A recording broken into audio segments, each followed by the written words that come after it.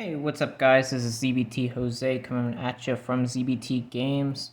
A few days ago, we went to locals and went 2-2-1 with BEETROOPers, which was very cool because this is an unexpected deck. So, without further ado, let's get into it.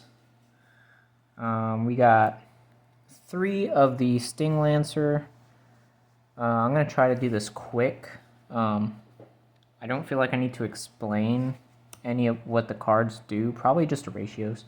2 Scale Bomber, Extender, and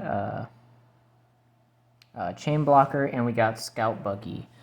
2 is fine. 3, I don't have a third one, to be honest, and I don't feel like I need a third one, so 2 is just fine. And then the 1 Mighty Neptune and the 1 Assault Roller. I might cut the Mighty Neptune. I never came up and I never felt the need to search it. Like, I was prioritizing grabbing the Kaiju or the Doom Dozer, or even the Contact C off of Resonance Insect instead of the Mighty Neptune. So this might get cut for something else. I don't know yet, but we'll see. So far, this ratio has been working out phenomenally.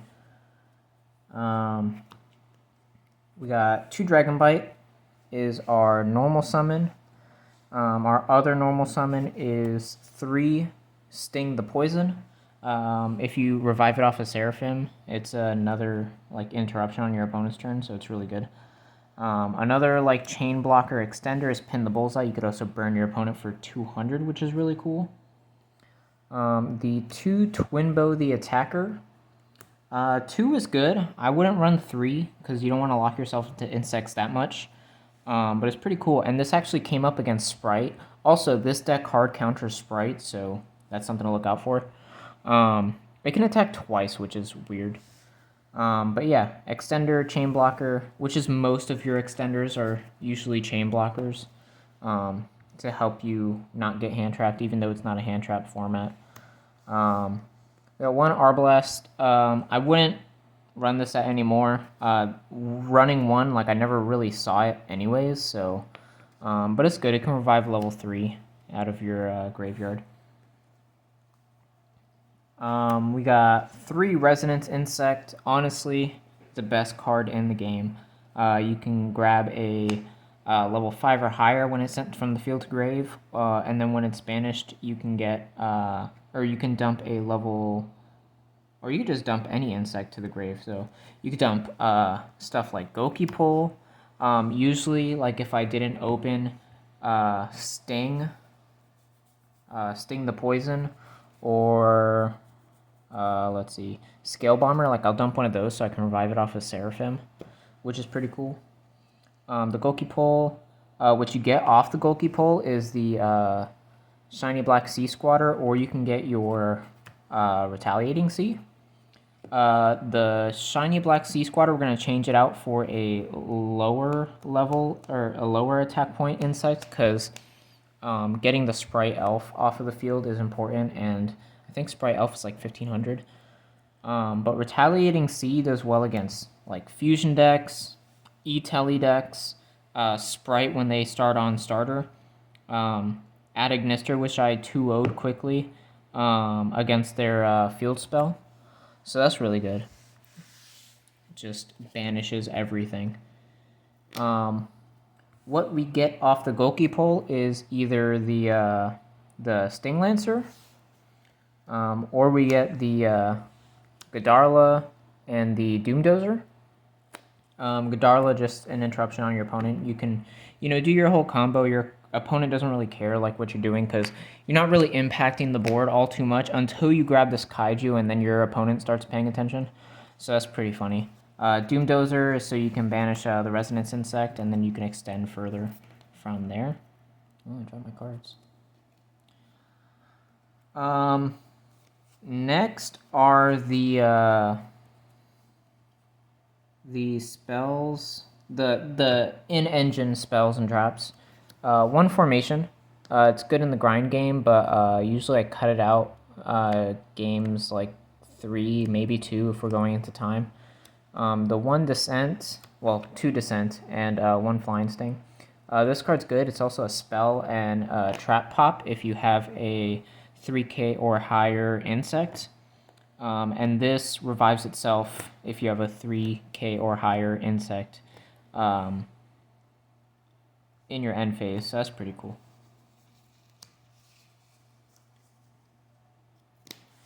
Next, our board breakers. We're going second deck. I found that this is the way to play BEETROOPERs, honestly, because you can play pretty much forever, and as long as you can just stop your opponent from stopping you, that's where this deck likes to live and breathe. So we're running 3 Dark Ruler No More, 3 Forbidden Droplets, 2 Triple Tactics, and 1 Called by the Grave. The tactics never really came up, like I never drew it.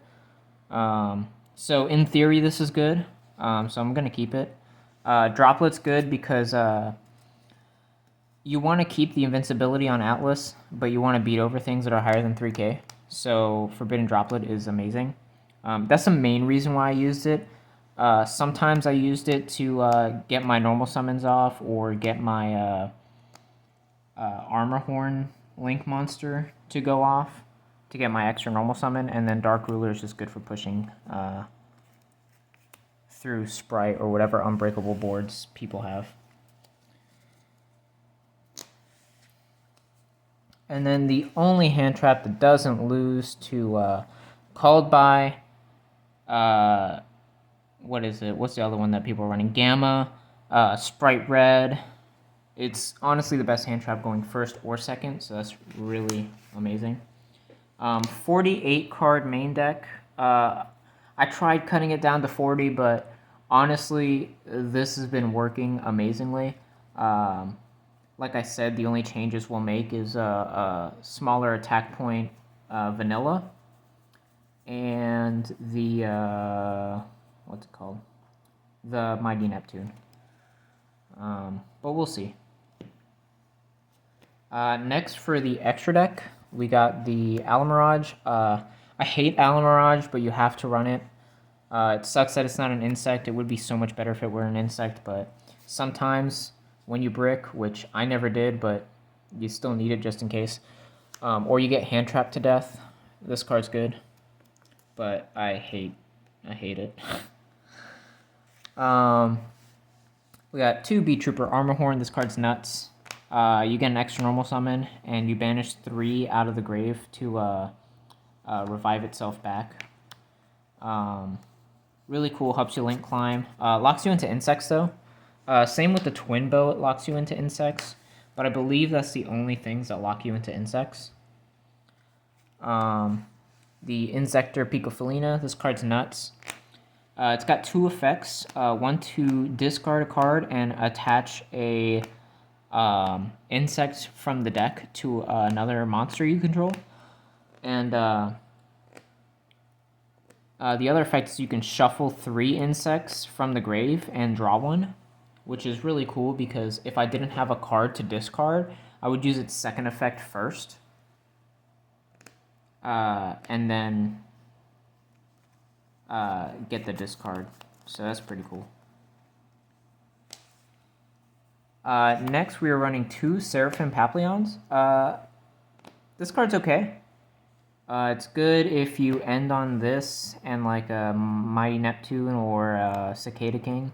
And then you can revive like another piece of interruption if you need it. This deck is a very toolboxy deck, so everything depends entirely on what your opponent is playing, what your play style is, and what the board looks like. So that's why we're running a lot of 2-ofs, because everything's very situational and you want to get into the grind game a little bit.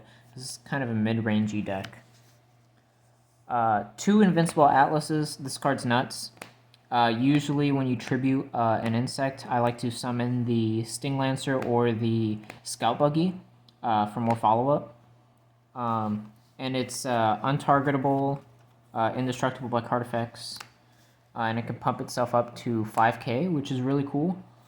Usually when I feel safe enough after breaking their board, and I know they don't really have much else, I feel safe to go into the 5k, but Sometimes I just sit on a 3k indestructible, so that's pretty cool. Next, we're running the one Nightmare Phoenix. I would change this for a Nightmare Unicorn because we're just trying to get monsters off the board.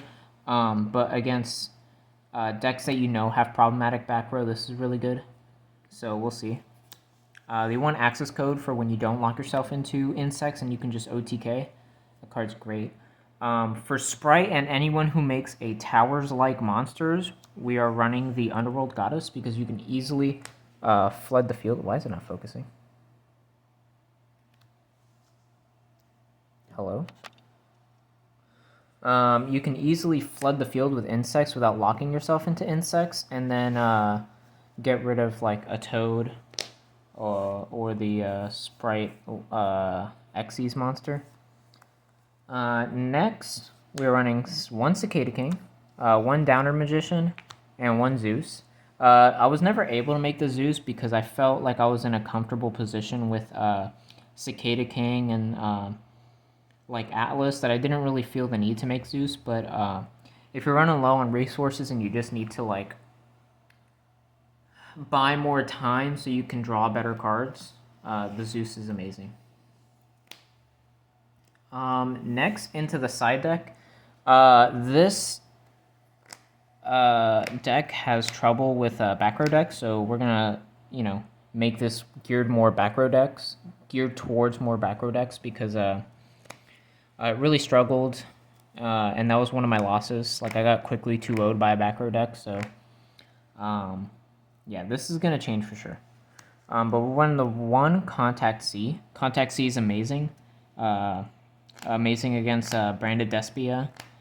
Spright, you wait until after they make their elf, and then you can Contact C them, and then they can't really do much else. Or if you know they're going to Xyz summon, go into Contact C, and then they have to do something with Contact C. It basically just makes them waste like a summon or mistime their summons, which is a really good interruption. The one Pinkertops, this was just in case we need more gas going second. I never cited this in, and this is probably going to get cut for something else. But in theory, it's supposed to be good against Spright or problematic big monsters. Then we're running 2 Nibiru with 3 crossouts. Also, in theory, this was supposed to be really good, but no one really cited in Nibiru against me. Our locals doesn't really run Nibiru, so but this was just in case. The Feather Duster and the Twin Twisters, we're gonna run more back row hate because this deck hard loses to back row hate. It also kind of loses to Nibiru. You can kind of play through Nibiru or play under Nibiru, but it's just an adjustment where you're gonna have to make. So yeah, this is like our only form of back row removal, which is sad. Plus the Nightmare, Phoenix, but then we run 3 evenly matched. This card's nuts. You have to be playing this card in this format. If not, you're just going to be losing games. And then 3 Rivalry of the Warlords. This card's all insects except for, Axis Code, Downard, Zeus, Nightmare Phoenix. Like, there's only 4 cards in your whole entire extra deck. Plus, Alamirage too, but I don't really count Alamirage. But you can make your board and break your opponent's board under Rivalry very easily, and this is not coming on my extra deck, or my side deck. So this is going to be the side deck moving forward. Probably this, more probably Twin Twisters, and then this is staying. So this is all probably going to get cut for better forms of interaction. But that's the deck. Let me know what you guys think in the comments down below. This is a blind second build, and we actually performed very well. The games that I didn't perform very well in, it was either a back row deck, or I misplayed horribly. like really bad. So I need more practice with this deck because it's a little complicated. It's like Dragon Link where every hand is like a fishbowl hand and you have like ways to get to everything, but it's a little more complicated. But yeah, hopefully we can go undefeated next week with a few changes that we make. And yeah, so see you guys next time.